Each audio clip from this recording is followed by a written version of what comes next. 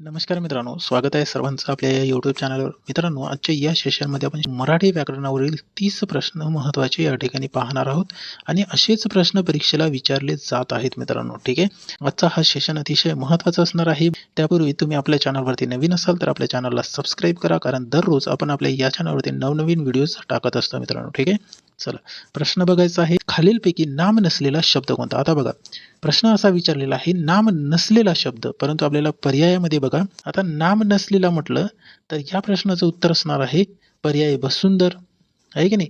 हे सर्व नामांचे प्रकार आहे. हिमालय नामाचं आहे, खुर्ची हे एक नामाचं आहे, वाचन हे एक नामाचं आहे.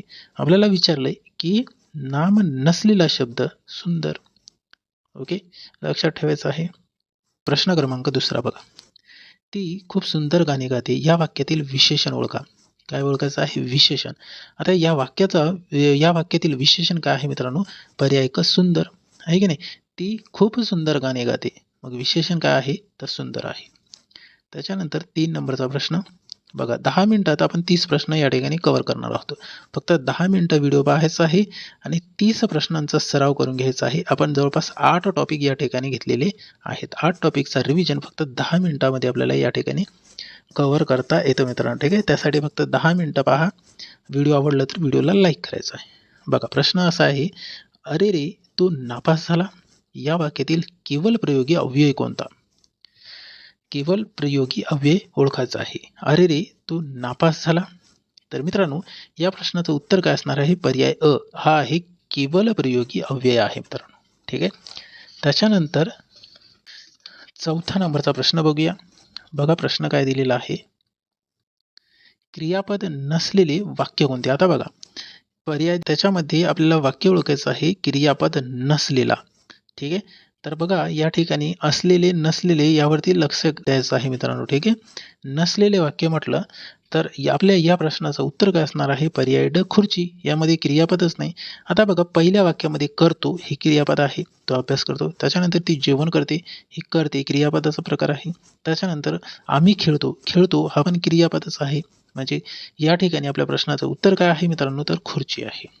ठीक आहे, पुढचा प्रश्न पाहूया. 5 नंबरचा प्रश्न बघा काय दिलेला आहे, तो हळू चालतो, या वाक्यातील क्रियाविशेषण अव्यय ओळखायचं आहे.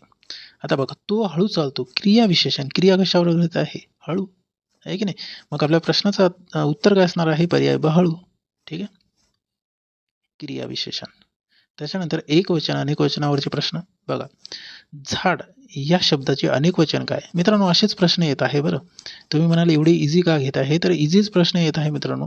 आपल्याला या ठिकाणी पॅटर्नच इझी दिलेला आहे, तर मग इझीच प्रश्न घ्यावे लागतील, आहे की नाही. मग या ठिकाणी आपल्या प्रश्नाचं उत्तर काय असणार आहे? झाड या शब्दाचे अनेकवचन काय असेल? तर पर्याय अ बघा, झाडे. झाडचा अनेकवचन झाडे होणार.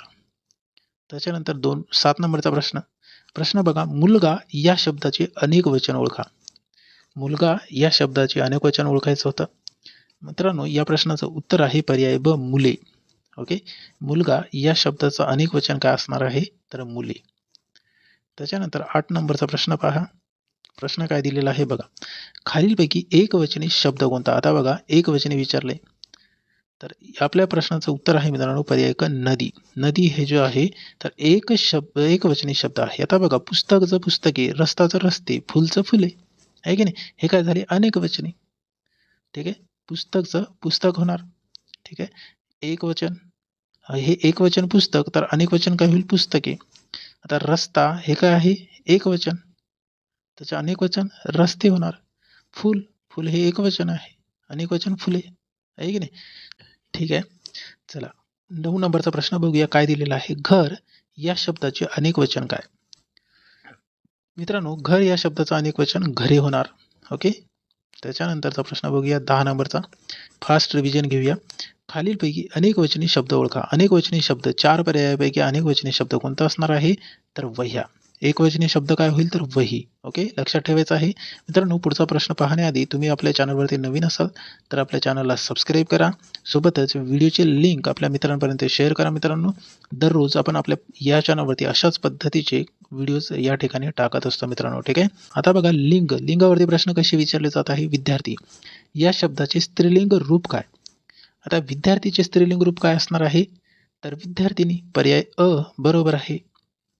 त्याच्यानंतर 12 नंबरचा प्रश्न. प्रश्न बघा काय दिलेला आहे. शिक्षक या शब्दाचे स्त्रीलिंग रूप काय आहे? तर शिक्षक या शब्दाचे स्त्रीलिंग रूप काय असणार आहे? शिक्षिका. ओके. सोपे प्रश्न आहे आणि महत्त्वाचे आहे. चला 13 नंबरचा प्रश्न बघा. खालीलपैकी पुल्लिंगी शब्द कोणता? आता बघा लिंगावरती प्रश्न आहे. पुल्लिंगी शब्द कोणता आहे? तर राजा. आहे की नाही? याला आपण काय म्हणणार? तो राजा. तो म्हटलं की काय असणार आहे? पुल्लिंगी शब्द. मुलगी. मुलगीसाठी काय वापरतो? ती मुलगी. हे काय असणार आहे? स्त्रीलिंगी शब्द. त्याच्यानंतर गाय. गायसाठी आपण ती गाय म्हणतो. हा पण काय असणार आहे? स्त्रीलिंगीच. त्याच्यानंतर शाळा. शाळासाठी तो शाळा वापरतो का? ती शाळा. ती शाळा पण आहे. हा पण काय असणार आहे? स्त्रीलिंगी शब्द असणार आहे. मग या ठिकाणी फक्त हा जो राजा दिलेला आहे पर्याय क हाच असणार आहे पुल्लिंगी शब्द. त्याच्यानंतर 14 नंबरचा प्रश्न पहा. प्रश्न असा आहे, घोडा या शब्दाचे स्त्रीलिंग रूप. आता घोडा या शब्दाचे स्त्रीलिंगी रूप काय आहे? तर पर्याय ब घोडीन. आहे की नाही? चला 15 नंबरचा प्रश्न बघूया. खालीलपैकी नपुंसकलिंगी शब्द कोणता? आता नपुंसकलिंगी शब्द जर ओळखायचे असतील तर ते हे काय लावायचं आहे? या ठिकाणी सर्वनाम लावायचं आहे. आहे की नाही?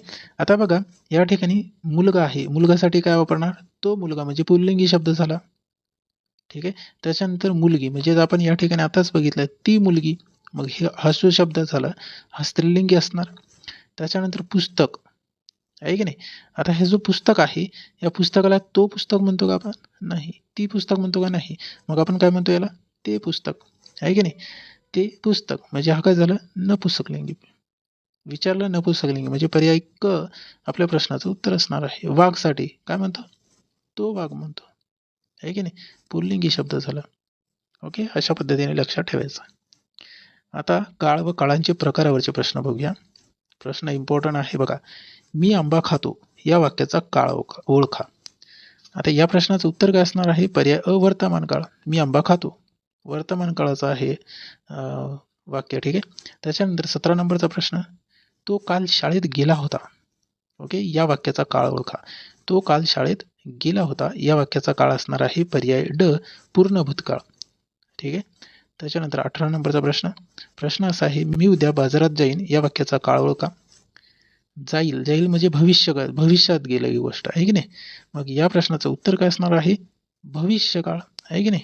जाईल म्हणजे भविष्यातली गोष्ट सांगत आहे. चला पुढचा प्रश्न. ती गाणी गात आहेत या वाक्याचा काळ ओळखा. आता बघा या वाक्याचा काळ काय असणार आहे? तर पर्याय ब अपूर्ण वर्तमान काळ. ठीक आहे. महत्त्वाचे प्रश्न आहे आणि सोपे प्रश्न आहे. असेच प्रश्न विचारले जात आहेत मित्रांनो. त्याने पत्र लिहिले होते या वाक्याचा काळ ओळखा. आता बघा त्याने पत्र लिहिले होते हा जो वाक्याचा काळ आहे तर पूर्ण भूतकाळाची गोष्ट आहे मित्रांनो. पूर्ण भूतकाळाचा वाक्य आहे हा. ठीक आहे. लक्षात ठेवायचं आहे. त्याच्यानंतर आता प्रयोगावरचे प्रश्न पाहूया. बघा प्रश्न कशा पद्धतीने विचारले. रामाने रावण मारला या वाक्याचा प्रयोग ओळखा. बघा रामाने रावण मारला. तर हा जो वाक्य आहे मित्रांनो हा कर्मणी प्रयोगाचा वाक्य आहे. ओके. त्याच्यानंतर 22 नंबरचा प्रश्न. आईने मुलाला मारले या वाक्याचा प्रयोग ओळखा. तर या प्रश्नाचं उत्तर आहे पर्याय क भाव्य प्रयोग. आईने मुलाला मारले. कर्ता आणि क्रियापदाला प्रत्यय म्हणजे भाव्य प्रयोग. त्याच्यानंतर तो गाणे गातो या वाक्याचा प्रयोग ओळखा. तर मित्रांनो या प्रश्नाचं उत्तर आहे पर्याय अ कर्तरी प्रयोग. ओके. कर्तरी प्रयोगाचं उदाहरण आहे. त्याच्यानंतरचा प्रश्न बघा. मुलांनी अभ्यास केला या वाक्याचा प्रयोग ओळखा. तर या प्रश्नाचं उत्तर आहे पर्याय ब कर्मणी प्रयोग. ओके. मुलांनी अभ्यास केला हा कर्मणी प्रयोगाचा उदाहरण आहे. ठीक आहे. त्याच्यानंतरचा प्रश्न. सूर्य उगवतो या वाक्याचा प्रयोग ओळखा. आता बघा सूर्य उगवतो वाक्याचा प्रयोग काय असणार आहे? तर कर्तरी प्रयोग असणार आहे. ठीक आहे. चला आता समासावरचे प्रश्न पाहूया. बघा समासावरचे प्रश्न कसे येतात. आई वडील या शब्दाचा समास ओळखा. आता बघा आई वडील या शब्दाचा समास कोणता आहे? तर द्वंद्व समास. आई आणि वडील.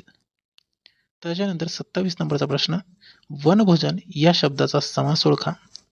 तर या प्रश्नाचं उत्तर आहे मित्रांनो पर्याय ब तत्पुरुष. ठीक आहे. त्याच्यानंतर 28 नंबरचा प्रश्न. प्रश्न असा आहे प्रतिदिन या शब्दाचा समास ओळखा. बघा उपसर्ग आ यथा प्रति. आ यथा प्रति असेल मित्रांनो. तर आपण या ठिकाणी काय म्हणायचं आहे, तर अव्ययी भाव समास म्हणायचा आहे. ठीक आहे. संस्कृत उपसर्ग म्हणू शकणार आपण याला. आ यथा प्रति. ठीक आहे. चला पुढचा प्रश्न पाहूया. 29 नंबरचा प्रश्न. प्रश्न बघा काय दिलेला आहे. दशानन या शब्दाचा समास ओळखा. पर्याय ड बहुर्विरी समासाचा हा प्रकार आहे मित्रांनो. ओके. चला तुम्ही जर अजूनही आपल्या चॅनलला सबस्क्राईब केलं नसेल किंवा आपल्या चॅनलवरती नवीन असाल तर सबस्क्राईब करा मित्रांनो. दररोज आपण आपल्या या चॅनलवरती अशाच पद्धतीचे व्हिडिओज टाकत आहोत मित्रांनो. तुम्ही पाहू शकता आपले क्लास डेली आपल्या यूट्यूब चॅनलवरती तुम्हाला पाहायला मिळत आहेत. त्याच्यानंतर आजच्या सेशनचा शेवटचा प्रश्न. नीळकंठ या शब्दाचा समास ओळखायचा आहे. तर मित्रांनो पर्याय ड बहुर्विरीय समास हे आपल्या प्रश्नाचे या ठिकाणी उत्तर असणार आहे. ओके. ठीक आहे. व्हिडिओ आवडल्यास लाईक करा, सोबतच चॅनलला सबस्क्राईब करा, व्हिडिओची लिंक मित्रांपर्यंत शेअर करा. टेलिग्राम ग्रुपची लिंक व्हिडिओच्या डिस्क्रिप्शन बॉक्समध्ये आहे, त्यावरती जाऊन तुम्ही टेलिग्राम ग्रुप जॉईन करू शकता. त्यामध्ये स्पर्धा परीक्षेशी रिलेटेड अपडेट दररोज तुम्हाला मिळत जाईल. ठीक आहे मित्रांनो, भेटूया समोरच्या सेशनमध्ये. धन्यवाद.